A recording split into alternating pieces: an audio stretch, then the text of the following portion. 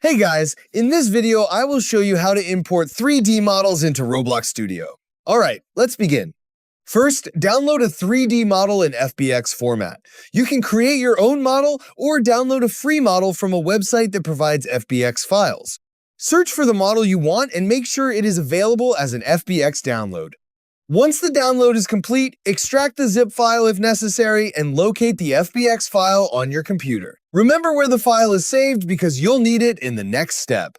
Now open Roblox Studio and click the Import button at the top of the screen. Browse to the FBX file you downloaded, select it, and click Open. Roblox Studio will begin importing the model.